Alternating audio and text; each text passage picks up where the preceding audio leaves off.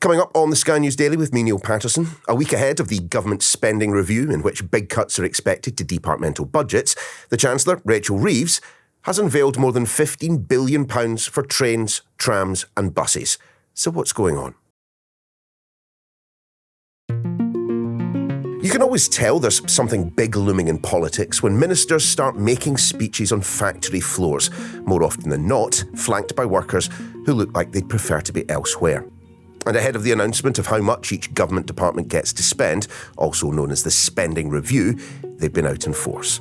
First, we had the Prime Minister at a shipbuilding yard in Glasgow, and now the Chancellor Rachel Reeves at the slightly less glamorous Mellor bus factory in Rochdale.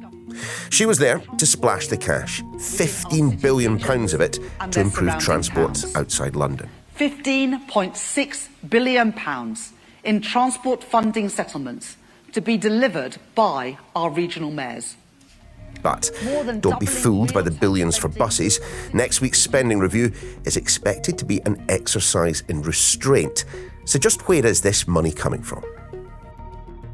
Oh, can you just drop yourself down just slightly in your chair? Because you're thinking your headroom. Yeah, that's better. Like Rachel Reeves, I haven't left myself enough headroom. Very good, mate. Who better to explain than our deputy political editor, Sam Coates? Sam, look, another day, another group of disinterested factory workers standing behind a senior politician. What's Rachel Reeves actually been announcing? The announcement today is around about 15 billion quid for transport projects dotted across the north of England, but basically outside London. I'm giving cash to non-metropolitan, non-capital areas, says Rachel Reeves. And that's part of a bigger theme in her kind of economic plans at the moment. Rachel Reeves has a lot of capital, so one-off money for projects to spend. She's got 113 billion of it, and as you heard, she spent 15 billion of it today. That is the consequence of her changing her fiscal rules, her self-imposed borrowing limits last year. I don't understand that, Sam. So on the one hand, she has this massive pot of cash to spend. On the other hand, she doesn't have all the cash she needs to fulfill departmental budgets. Just explain that. So Rachel Reeves really is trying to educate the British public to like her a bit more. Let's put it like that. And the way she's trying to do it is trying to explain to people there's two types of money when it comes to the public finances. There is one type of money which funds day-to-day government spending. Now, because of her own decision-making, she doesn't want any of that being financed by borrowing. She only wants that financed by tax, which is going to mean cutting it over the years to come. So as a result, day-to-day government spending is going to be a bit squeezed in next week's spending review. But Rachel is very, very, very sensitive to criticism that she is austerity light. Mm-hmm. So her argument is yes, but that's only the day-to-day portion of spending. There is also one-off projects, building railway stations, new lines, houses, hospitals, schools, sort of buildings where you need one single pot of cash. It doesn't require money to run it, it just requires money to build it. We've got a lot of cash for that. And she's desperate that we focus on that bit. Yeah, I mean, the less charitable amongst us might suggest this is a distraction technique from those cuts that are going to have to be made, cuts which people will feel because, let's be honest about it, Sam, government departments aren't going to be able to do everything that they want to. I think that's right. It's just a case of, politicians making choices. The problem is, Neil, that she was mounting a defence for why she's having to be very, very tough when it comes to government spending. And yes, there are difficult decisions coming next week. But at the same time, the backdrop of this spending review is that she's feeling the heat from Labour MPs that want her to cut less when it comes to welfare. Mm-hmm. So one of the bombshell moments of the press conference that we had was when she appeared to confirm for certain that the U-turn on winter fuel payments being taken away for almost all pensioners is coming next week. Now, that is a decision she made because of her fiscal rules being undone because of political pressure. And she has confirmed that she is about to green light that U-turn in a matter of days. So on the one hand, she was saying, I've got to be really tight because of my own self-imposed rules. And on the other, she was saying, but I'm prepared to bow to pressure when it's really tough for my own side. We will get all the detail next week. But just off the top of your head, Sam, I mean, how will the listeners of the podcast be affected by the cuts, which are certainly going to come next week? What possible ways might we feel that? We've got a pretty good sense of who the winners and losers next week are, right? Big wins for defence. You were hearing about that this week. Decent wins for the NHS, maybe 3% annual uplift in real terms through the middle period of this parliament. So that's pretty good for West Streeting. I think transport, as you were hearing today, that gets a decent bung as all this capital money goes into that. But everywhere else, I think people are going to have to live within their means and face project cuts. So that includes big departments of state. And the one I'm thinking of is the Home Office. Will Yvette Cooper, who hasn't finalised her spending review plans, actually manage to get money for the number of police that she thinks she needs? And the Commissioner of the Met Police, Mark Rowley, still on the front foot arguing on behalf of the wider police force that should happen. Lots of other departments, from the business department to the culture department, also struggling. One of the ones that really fascinates me is the education budget. Now, this government will be able to mount an argument that it's protected school funding. That will rise in real terms. It protected per pupil funding in education. That will rise in real terms. But that's only part of the education budget. And things like adult education, maybe even SEND, special needs, educational needs funding, possibly not rising or being squeezed more than some would want in the Labour Party. And you're going to have a headline that has the education department and potentially a negative number attached to the budget growth in that department. And I just think, for the Labour Party, who had Tony Blair, who once campaigned on education, to have a negative settlement for that department, even though that's not all schools, is tricky. So yes, it will affect people listening to this podcast. Is this the way that the spending review is done, Sam? Launching it, blowing the station master's whistle a week out? Because to be honest with you, looking at what's been said today, I'm sensing something of a PR exercise. I think I do disagree with you there. I've been studying spending reviews for the better part of 15 years. And I've got to be honest with you, Neil, they are jolly complicated. They are really blinking, dense. And I don't actually think it's a bad thing that rather than throwing all of it at us in one day, so our collective heads explode, politicians don't get their bang for the buck when they're spending money. Journalists just don't have the bandwidth in order to kind of properly absorb what's going on. So, yeah, give us days of this. That's absolutely fine by me. Okay, I'll give you that one, Sam. But look, just in terms of those negotiations, the departmental negotiations, are they all concluded? Are they still going on? Actually, how on earth does it work? Do you get secretaries of state going up cap in hand to the door of number 11, knocking and then begging for money? Is that what literally happened? I don't believe that they have a cap. I think that's an outdated stereotype. However, I think basically you're right. I mean, you start off as a cabinet minister by going to Rachel Reeves' deputy, who's Darren Jones, the chief secretary of the Treasury. And those discussions might typically start some weeks out from the spending review. And then there was one secretary of state who said they basically only started discussing the settlement with Rachel Reeves in the last week.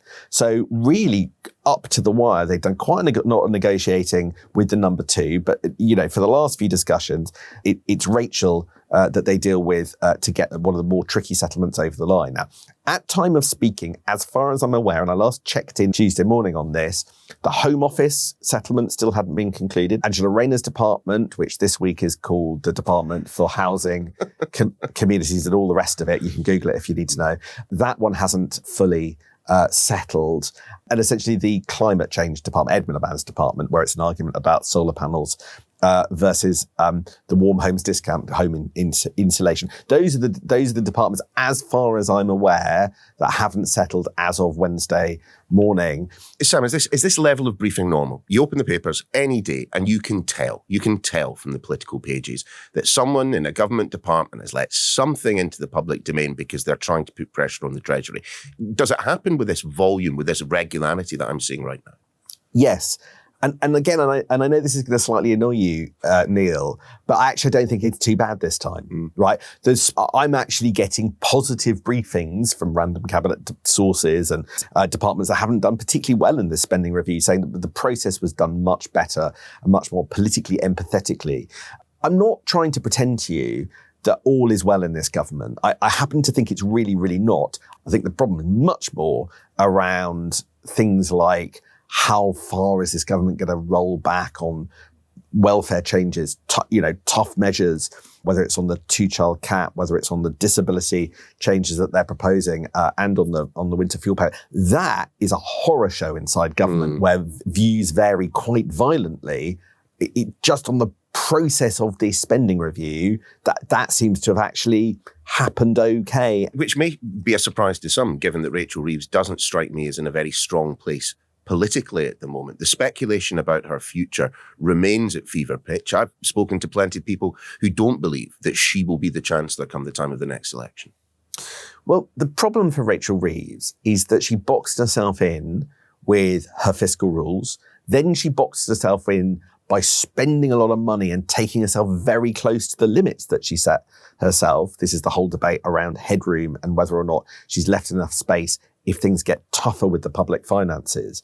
And as a result of basically pushing the envelope so far, she keeps having to come back with sort of emergency steps and cuts here and cuts there because she spent so much in that first budget and then doubled down in the spring statement this year. So yes, she's in a bind. I'm going to give you one guess at the answer to this question. Where do you think amongst voters Rachel Reeves comes in the cabinet league tables, Neil?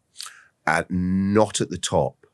She comes bottom. Yeah. Look, politically, she's in a weak position because she's boxed herself in. She's in a weak position because she's not very popular. It doesn't sound like you're giving her a rousing kind of vote of confidence there, Sam. Well, I mean, I don't think she minds what I think. This is an important reset moment for her.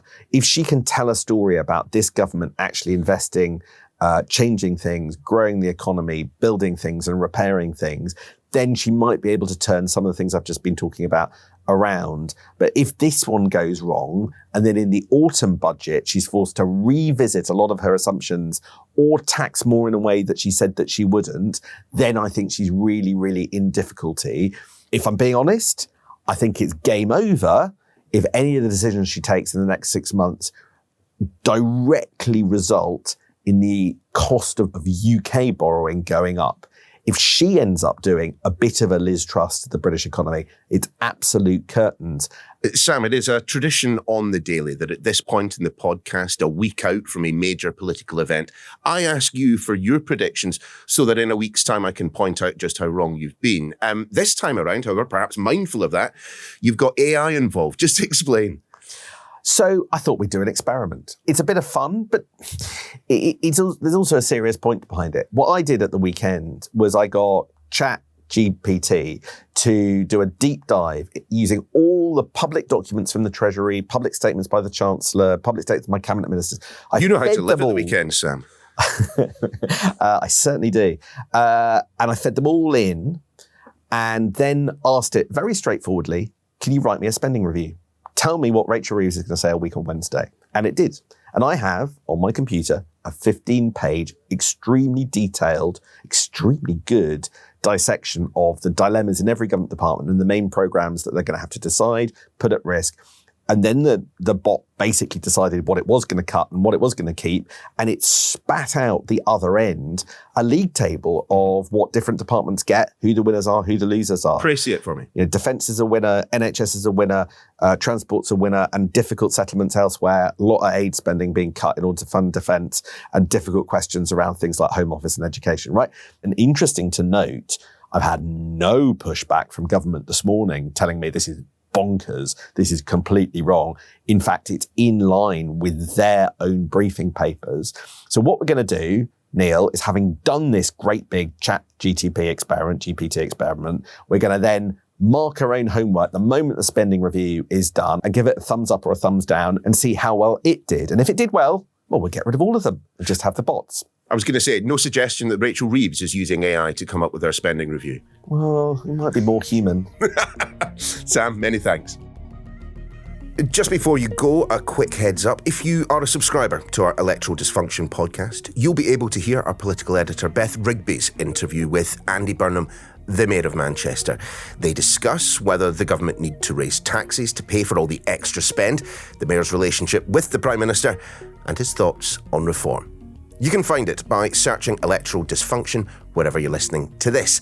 And of course, you can subscribe to The Daily as well. And if you're there, why not write us a review? That's it for now. We'll see you again tomorrow.